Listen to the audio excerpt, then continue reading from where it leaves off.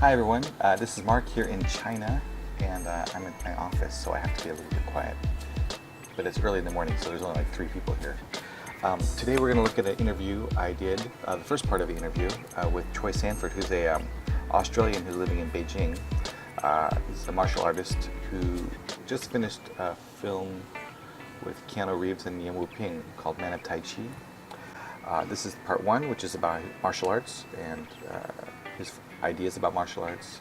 Part 2 will be about his experience in China, and part 3 will be about the film. So I hope you enjoy it, and thanks for watching.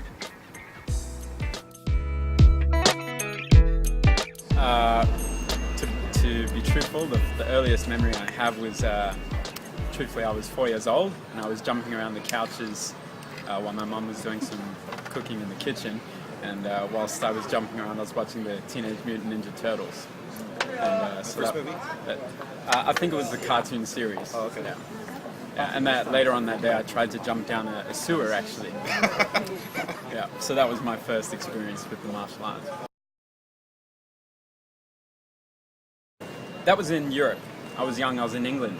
And actually, every day for a long time, I would say to my mum, yeah, Mum, I want to practice Kung Fu, and I didn't even know what Kung Fu was. And the Teenage Mutant Ninjas practice some form of karate, as far as I know. But essentially, I don't know how Kung Fu existed. But anyway... Background actors. Background actors. Yeah, that's how they roll. So there was a Navy SEAL who moved over from the States. He was a retired SEAL. And I was quite well weighted or rotund when I was young. Chubby kid? Yeah, and my mom decided to put me, and my mom, very much so. I'll show you the photos, man. I'll send them to you. And my mom decided to send me to some aerobic classes, and I didn't end up going to them. I instead signed up for the Navy SEALs classes, and he liked me, so we started to work together quite closely. And that was when I was around like 12 years old. When I got to high school, around 16 to 17, me and a friend, actually, when I was around 15 or 16, we just put up a boxing bag and bought some basic dumbbells, and then we just smashed that every day. We'd get home and we'd say, man, I'm going to train harder than you. And then my friend Smith would say, no, man, I'm going to train harder than you. So I was the round kid, and he was the stick figure kid. So we'd go in there and we'd push each other's shoulders up against the wall, and it's like the bane of our existence was training in the afternoon after school every day, and Saturday and Sunday, training. And we had no idea about nutrition or how to train. We would just run around the block. He was a national runner, so he caned me on that.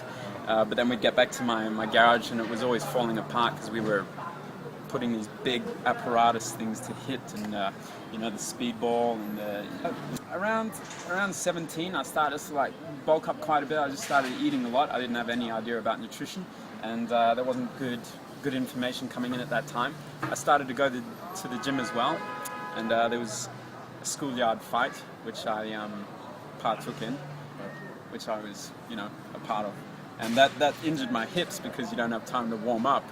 And I kicked someone pretty high in the head, and so then my hips got injured for a year. That's karma. That's what happens. Yeah. And so I learned the lesson of the good and the evil martial artist at a younger age.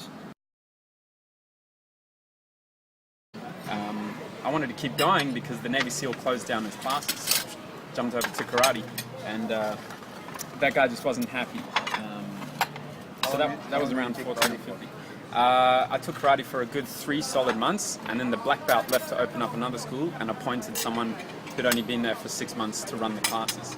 And yeah, I was only 14 or 15, but I still had a brain, and so I just got out of there.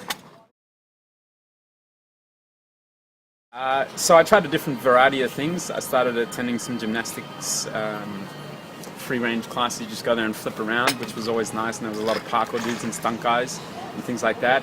And that was always nice to, you see in some movies some guys doing some twirly-whirly movements, and they're quite nice. But I was always very much a combat guy in the beginning. And then doing some basic Thai boxing classes and things like that, which didn't interest me too much, because I was never into the sport dynamic of martial art. And then I tried some capoeira, and then some taekwondo. And eventually, after that injury in my hips, I started to direct a film. And then before I was a martial artist, I always had a dream to be an actor. That was my, martial art was my passion behind everything. That was my first passion. But as far as a dream went, it was always the mountains in China, or the schools in China, or Korea, or Japan, or the Philippines. But then there was always this love to be an actor inside my heart. And I don't even want to mix the two, really. I mean, ideally, you would like to, watching all your heroes on the film, but that's not my goal. What's your goal? My goal is to become something authentic. It's the best way I can say it. If I was to use words, to travel the world and to stand with great men who train good martial art and real martial art. I really look at the body and I break it down. I break it down as far as the fingertips, to the knuckles, to the joints, to the wrist, to the elbow, to everything. How to make it a better, stronger body for application, for combat, for being able to maybe vault over a car if there's a car crash. It's not just about combat. And so therefore is Taolu. Taolu is movement or patterns, or Quan, or Kata, the Japanese call it. And these movements are just put together, and everyone has their own opinion on why they're useful, but they're put together, why? To formalize the body into a better, more efficient machine. And so, yes, you can call Wushu or Taolu an athletic conditioning program for an athlete to compete and get a cool little pretty score. But at the end of the day, it advances the human being, or the entity, the human entity and the physique, to become a more holistic, rounded venture in which one can move around the world, not just on a carpet. It's not just a martial art, of course, and that's another thing why I follow the way or try to become something authentic, because for me it's not just about the physical movement. An example of that can be, it's very difficult to leave your country and to leave everything behind, to leave your social system, to leave your friends, to leave your family, to not know what to expect.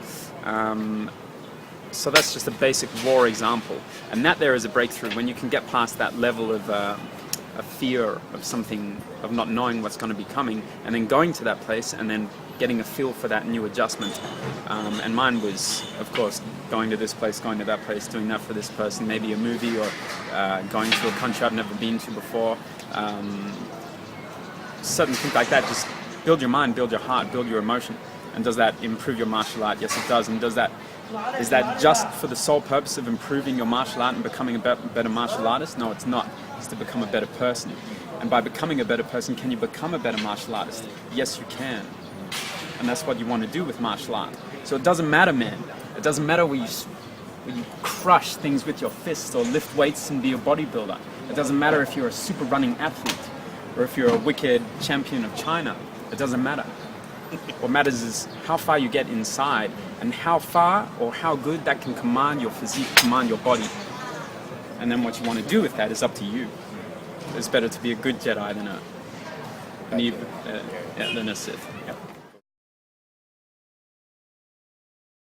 I tried a couple of different teachers of Kung Fu in my personal journey, and my original story is quite long. But to keep it short, a great man that I once met, very briefly, was the Shugong of the style of martial art, of whatever martial art he was teaching at the time, and he called it Kung Fu. However, truth be told, he was a master of many different martial arts. He was a master of the Japanese sword, he was the master of this and that. He trained with one of the most hardcore Filipino Eskrima Kali wicked knife specialists ever. He's one of the top guys in Australia, and he trains with him quite intensively. And he doesn't just train with him, they train. Like, they do real martial art. They stand there and they beat sticks for a half an hour until not the wrist is broken, or not the knuckles or the skin or the tendons, but the sticks are broken after half an hour of doing Kali or whatever, or Eskrima.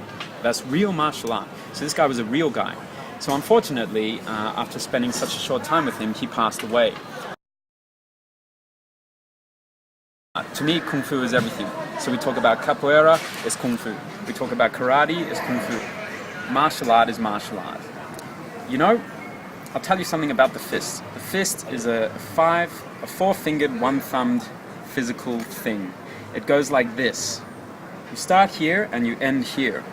Now you can do it like this, you can do it like this, you can do it like this, you can do it like this. This is called the uppercut. In Kung Fu, we do this. In Thai boxing, we do this. In karate, we do this. In capoeira, we do this. We might do it like this, and then like this, but we still do it like this. So martial art to me is martial art. So when I talk to another martial artist, and they say, man, like, you know, what do you do for your training? I say to them, well, for my Kung Fu, I practice this. And what do you do to improve your Kung Fu? And so what I'm saying there, and then he'll say to me, well, I don't do Kung Fu. And I would say, my friend, what is martial art? Martial art is this, martial art is that. It's all just a bunch of verbal mastication. And so at the end of the day, Kung Fu is just martial art to me. Do I practice this punch? Yes. Do karate people practice this punch? Do we all practice this punch at some point in our illustrious martial art careers? I'm sure we should, and we do. And so that is martial art, that is Kung Fu. To me, that's Wushu, that's karate, that's capoeira. I'm a vessel, and I practice the martial art. And I practice it through the way of Kung Fu. But the way of Kung Fu is by no means constrained to just Kung Fu. To just Chinese martial art. It's just martial art. I used to be all about, I practice Chinese martial art, man. I do Chinese martial art. But now, when I talk to anyone, I just say I practice martial art. Yeah. You know, if at the time I believed, or if I had met a greater martial artist and he had called his style Korean martial art, then I would have gone to Korea. And I'm not saying that I haven't stood with other great martial artists. Like I said, I will go to Korea one day, and I will go to the Philippines, and I will go to this place and that place. I certainly intend to. But the thing is, in China, there's legendary places to visit, as there are in all the other countries. And I want to pick them all off. And I want to go there, and I want to uncover the secrets. And yes, you read the stories, you read the newspaper, you read all these books that all these other cool foreigners have read. You watch all the old TV Kung Fu series with David Carradine or whatever, and you see the Shaolin Temple is like this. And actually the Shaolin Temple is not like that. But I do want to go there. I do want to train with them, just so that I can say I've trained with them and I've been through that way, so that I can better see the bigger picture. Yeah. So just to travel everywhere, to experience everything. If I find something that I find overly challenging or something that changes my perception of what it is to better train, then I will take that into my training. And I won't stay there to train. I'll stay there to train if I need to gain something. But more often than not, when your basics are good enough, when you come across something in the martial art world, you take it, you absorb it, and you put it into your soul. And then you use that to become a better martial artist. So if I find some kind of secret way to punch, or some kind of ancient dragon scroll hidden up in Wudang Mountain, then I'll try to discover the secret and I'll pour that into my soul. And I'll use that for every day until I die. I will train like that. And that is what I will do to evolve, to become this better spiritual martial being.